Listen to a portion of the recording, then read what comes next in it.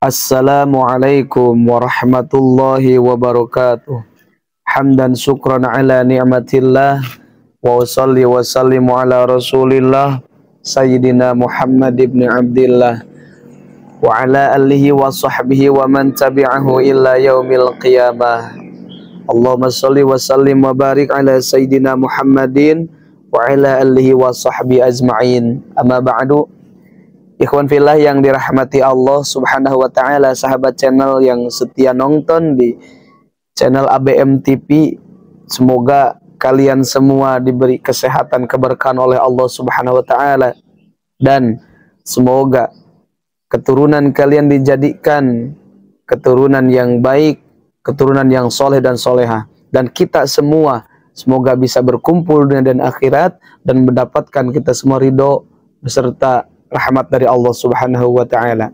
Ikhwan fillah yang dirahmati Allah subhanahu wa ta'ala, kita menjalankan di kehidupan dunia ini diberi tugas oleh Allah subhanahu wa ta'ala, yang mana tugas pokok itu adalah sholat yang 5 waktu, yang mana sebagai umat muslim itu tidak boleh meninggalkan sholat yang 5 waktu, karena sholat yang 5 waktu itu adalah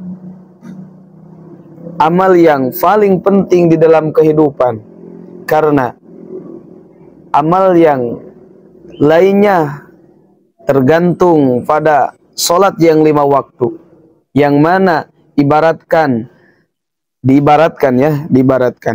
kalau sedekah, kalau infak ataupun wakaf dan sebagainya itu dinilai dengan angka 0, yang mana 0 beberapa ada nolnya ada 10, 3, 4, tidak akan ada apa-apanya. Tetapi ketika diawali 0 itu dengan huruf 1 yaitu sembahyang, maka 0 yang 2 akan menjadi 100, 0 yang 3 akan menjadi 1000, 0 yang 4 akan menjadi 10.000, 0-nya 5 akan menjadi 100.000, dan seterusnya.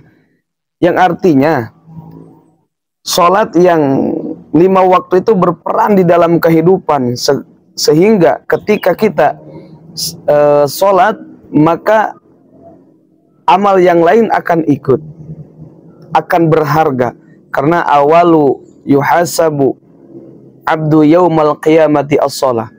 Seseorang yang pertama kali akan ditanyakan di hari kiamat itu adalah tentang sholatnya.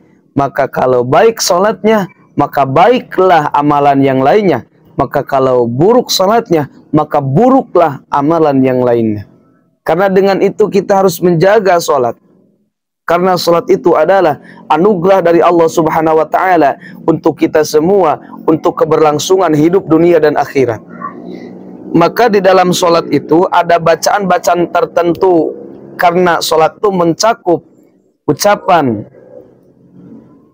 kemudian kolbu, urusan hati, urusan lisan, dan urusan tubuh kita, yaitu pengabdian kepada Allah. Ini berzikir, hati selalu berzikir kepada Allah, dan gerakan tubuh kita menunjukkan ketawaduan kita. Yang mana ada sesuatu yang lebih berharga dalam sholat itu yang dinamakan dengan sujud. Maka sujud itu adalah aktivitas seorang hamba kepada Allah subhanahu wa ta'ala yang merendahkan dirinya terhadap Allah, yang selalu merasa tinggi dengan pangkatnya, dengan mempunyai harta yang banyak. Maka ketika dia disujudkan oleh Allah subhanahu wa ta'ala, maaf, pangkat yang engkau pakai itu, pangkat yang engkau miliki itu tidak ada apa-apanya, karena kepala yang berada di atas, maka Allah jadikan di bawah, dan pinggul yang berada di bawah dijadikan di atas. Itu tanda kehinaan. Maka tidak berhaklah seorang hamba mengaku mulia, karena yang pantas mengaku mulia itu hanyalah Allah subhanahu wa ta'ala.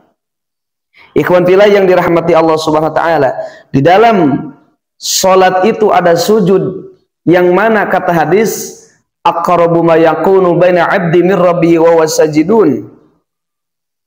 Kedekatan hamba dengan Allah itu ketika dia bersujud.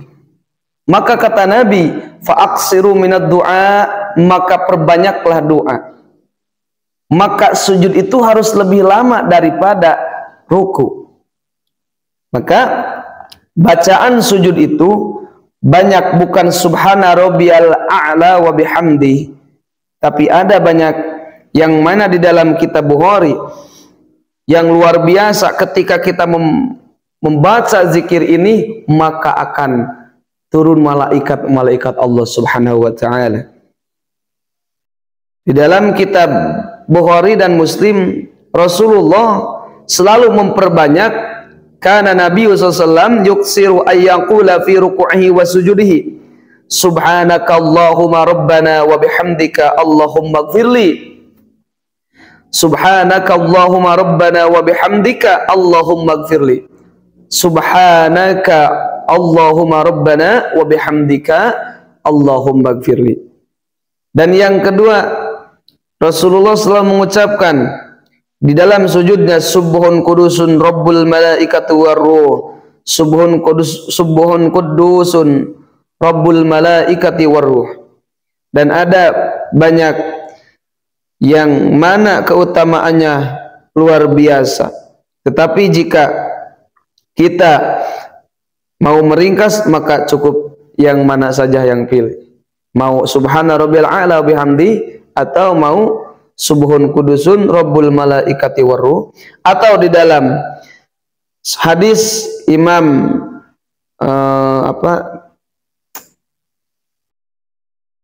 Kutubu Sunan an Auf bin Malik, Rasulullah selalu membaca kalimat ini, subhana dil jabaruti wal malakut wal kibriya wal azamah. Maka ternyata ikhwan fillah yang dirahmati Allah subhanahu wa ta'ala, ada satu riwayat yang mana ketika Rasulullah dicari Sayyidina Aisyah, maka ternyata ketika menemukan Rasulullah itu sedang sembahyang di masjid, dan yang dibaca beliau itu adalah kalimat subhanaka wa bihamdika la ilaha illa anta, subhanaka wa bihamdika la ilaha illa anta. Itulah yang sering dibacakan oleh Rasulullah SAW. Maka ikhwan fillah yang dirahmati Allah subhanahu wa ta'ala, alangkah baiknya kita memperbanyak zikir-zikir kepada Allah subhanahu wa ta'ala, dan memperbanyak doa. Setelah berdoa, setelah membaca zikir subhana rabbil a'la atau yang tadi, maka di dalam sujud itu bisa meminta hajat kita kepada Allah subhanahu wa ta'ala dengan bahasa hati. Jangan diucapkan di lisan, dengan bahasa hati kita sendiri. Dan semoga kita semua diberikan kesehatan dan keberkahan di dalam kehidupan dunia dan akhirat. Billahi hidayah wa taufiq. Wassalamualaikum warahmatullahi wabarakatuh.